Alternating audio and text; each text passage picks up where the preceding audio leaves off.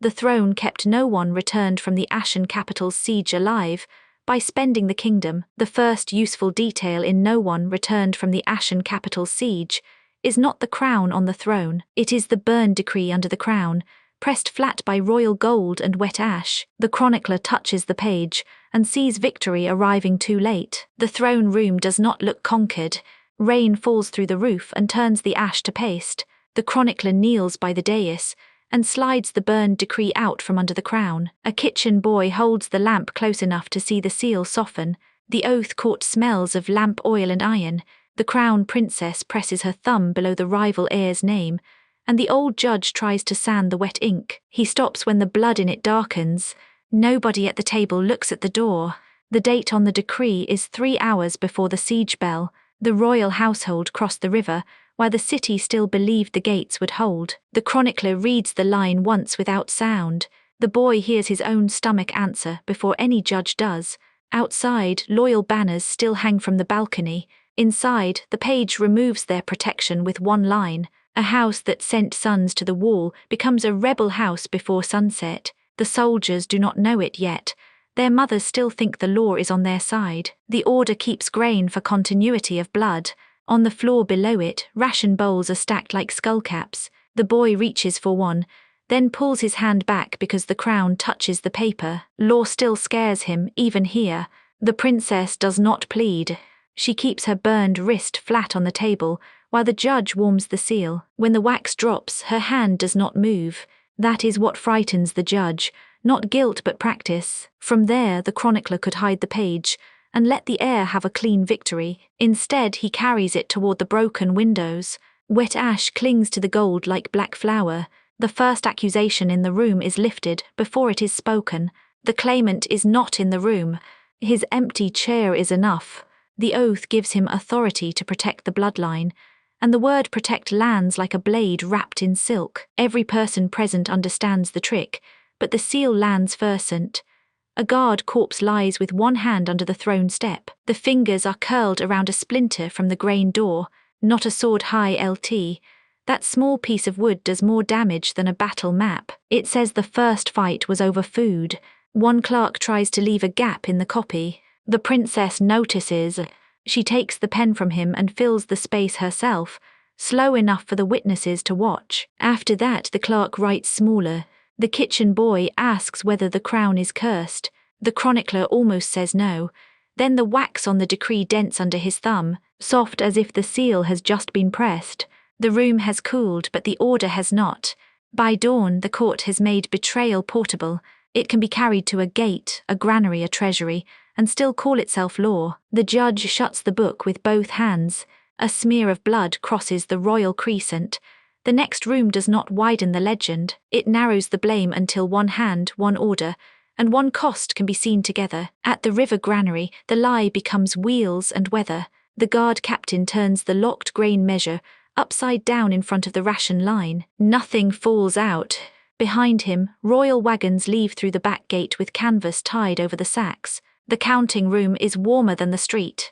The treasury clerk weighs 3 clipped coins beside a list of unpaid soldiers. A wounded messenger leans on the table and bleeds onto the payroll he came to collect. The clerk moves the silver anyway. A lower ward mother sets her bowl on the stones. Barley dust blows past it and sticks to her sleeves. She watches the captain read the princess's order twice. On the second reading, he lowers his spear and stops looking at the crowd. The private coffer is marked for the claimant in a hand nobody bothers to disguise. That is the arrogance of a dying court. It does not hide theft. It files theft before the victim reaches the counter. The messenger watches the lock turn.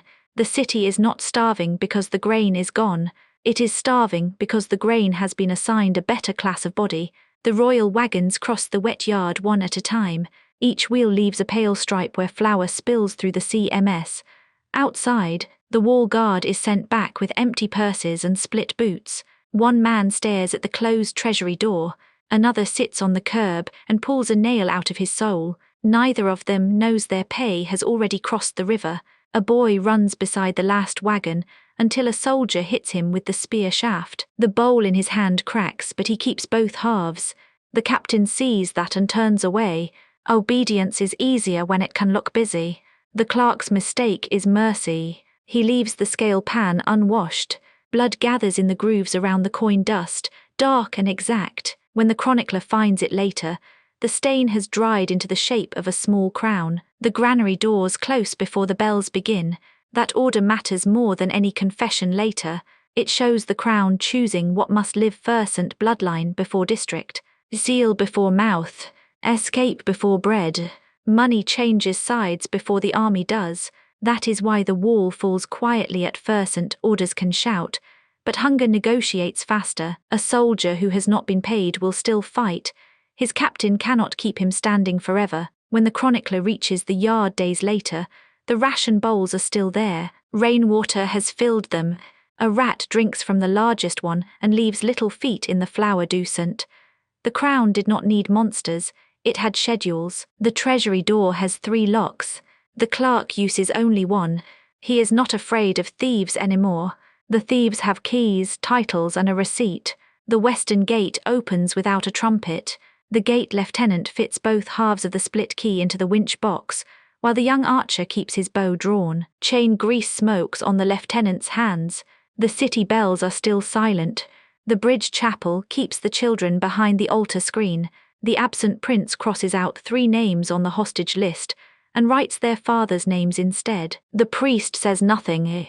Candle wax runs over the scratched letters. The archer sees the princess's seal before he sees the enemy. By contrast, that is the wound he never recovers from. He lowers the bow because the order is real. The portcullis rises, and the royal banner hangs above the breach like a witness refusing to blink. It looks like mercy for almost one breath. Then the message leaves the chapel. 3 fathers open 3 roads before nightfall, because their children are still alive. The claimant has learned that kindness can be sharpened. The first soldiers through the gate do not run. They walk because someone has promised them the street will be open. Their boots splash through gutter water and spilled barley. One of them touches the banner pole for luck. The priest turns the altar cloth over to hide the ink that bled through. It does not help. The names appear backward, faint and red, where the cup should stand. He serves no wine that evening. A woman on the wall throws a roof tile at the lieutenant. It misses and breaks against the winch. He flinches harder at the sound than at the accusation. Then he keeps turning the wheel. A child asks whether she can go home. Nobody answers quickly enough. That pause is the entire kingdom in miniature. People waiting for a clean word from mouths already purchased. The breach is legal before it is military. Under pressure, that is the part the surviving houses cannot forgive. An enemy can be hated cleanly. An order with the right seal has to be remembered inside the family. The absent prince does not look cruel in the chapel. Past midnight, that is why the page is hard to bear. He speaks softly. He saves children. He uses the saving as a hinge for surrender. Across the margin, when the gate finally stops moving, the archer still has an arrow on the string. He never looses it. Nearer the source, the chronicler writes that detail down because shame sometimes looks like discipline from far away. By morning, roads open without siege engines. The chapel bell rings for prayer, and for capitulation with the same bronze mouth. The sound carries across the river, sweet enough to be obscene. On the burned stair, the princess wraps a torn banner strip around her ricent. The cloth sticks to the wound. A surviving handmaid holds the last message in both hands and waits for permission to breathe. The returning heir reaches the empty throne room after the fires have thinned. He carries the crown with both hands and places it on the seat instead of on his head. Behind that, the chronicler stands close enough to hear ash fall from the rafters. The princess tells her to carry 1 page and burn the recent. That sounds like confession until the handmaid sees which page survives. It names enough guilt to make history honest, but not enough to save the people still trapped below. No choir answers him.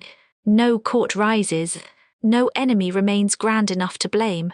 The room offers only the decree, the oath book, the grain order, the payroll, the key, the hostage list, and the handmaid's page. Sparks crawl up the wall beside them. Quietly, the princess watches the sparks instead of the handmaid. Red thread melts into the skin of her palm. She has the look of someone arranging a room she will never leave. The heir asks for the names to be read again. Halfway through, he sits on the steps below the throne. That is the only human thing he does. A ruler would stand. A survivor sits because his knees have understood before his title does. The handmaid hides the message in her hair.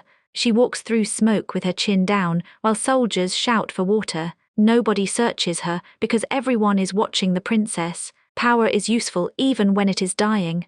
The crown has not been loosened. That is the horror. It arrives intact after the food. Pay, gates, roads, children, witnesses, and mercy have all been spent to preserve it. The symbol survived because the state was used as kindling. This is where the story becomes ugly. The princess tells the truth only after truth has lost its power to rescue anyone. Her honesty is not redemption. It is another locked door with better handwriting. The chronicler writes the last line slowly. Victory is real. The heir can punish bodies, reverse decrees, and hang banners over the breach. None of it puts bread back in the bowls or blood back in the boys at the wall. At the foot of the stair, the handmaid passes a child carrying an empty bowl. She almost gives him the page. Then a beam falls behind them, and fear does what loyalty could not. She keeps walking. The heir leaves the crown where it is. For the first time, the throne looks less like a prize than a debt collector. The room does not ask whether he can rule. It asks what rule means after this much obedience. The crown reaches the throne at last. No choir answers it. The heir leaves it on the seat and asks for the names to be read again. Amidst the ruins, the city stands empty and ash-covered, symbolizing the ultimate defeat of all life against betrayal. Then the ash ledger closed, and the empty throne recorded one more heir as paid. The princess presses her thumb below the claimant's name, and the judge tries to sand the wet ink. The lieutenant fits both halves of the split key into the winch box, while the archer keeps his bow drawn. On the burned stair, the burned princess wraps a torn banner strip around her ricent. A handmaid holds the last message in both hands and waits for permission to breathe. The heir reaches the empty throne room after the fires have thinned. The chronicler stands close enough to hear ash fall from the rafters. The private coffer is marked for the pretender in a hand nobody bothers to disguise. That is the wound he never recovers from. The rival claimant has learned that kindness can be sharpened. The last room does not say the heir failed to win. It says the heir reached the throne after the kingdom had already spent itself buying that victory. The crown costs more than victory. It costs the realm that made victory worth naming. At dawn, the bread queue reaches the palace bridge. Nobody in the queue chants for justice. They count children, count loaves, and count the guards who will not meet their eyes. The heir can hear the city breathing through the broken windows. That sound does more damage than any accusation. The first punishment is small. A treasury clerk is brought forward with ink on his thumb and blood on one sleeve. He does not deny the ledger. He only asks whether the soldiers were supposed to eat loyalty. The question lands badly because everyone in the hall knows the answer. A captain from the western wall kneels with his helmet under one arm. The helmet is split where a stone hit it during the breach. He says the gate opened legally. He says that is why his men hesitated. No one in the throne room wants a legal wound, because a legal wound has a signature. The hostage list is read after the payroll. 3 fathers are named. 2 are dead. 1 is alive and standing in the room with his hands folded so tightly the knuckles have gone white. When his child's name is spoken, he does not look at the heir. He looks at the crown. By midday, the old judge asks for a clean charge. Treason would be easy. Theft would be easy. Murder would be easy. The problem is that the realm was not murdered in one room. It was moved piece by piece through rooms that all kept records. The heir walks the granary yard before sunset. Rain has softened the flour dust into paste. A child has drawn a crown in it with one finger, then crossed it out. The heir kneels beside the mark and does not touch it. Some evidence should not be repaired by royal hands. That night, the surviving handmaid returns the burned page. She carried it through smoke, hair, river mud, and 2 searches. The page is not enough to save anyone. It is enough to stop the court from pretending ignorance was a shelter. Her hands shake only after she lets it go. When the bells ring, nobody knows whether they mark mourning or succession. The sound moves over empty stalls, unpaid barracks, and houses with doors left open for people who will not return. The heir listens until the bells stop. Then he orders the crown left on the throne, where debt can find it. The regent's chair is carried out last. It leaves 4 clean squares on the floor where ash cannot settle. A servant points at the marks, then lowers his hand as if pointing has become dangerous. The heir sees it anyway. Even the furniture kept better account than the court.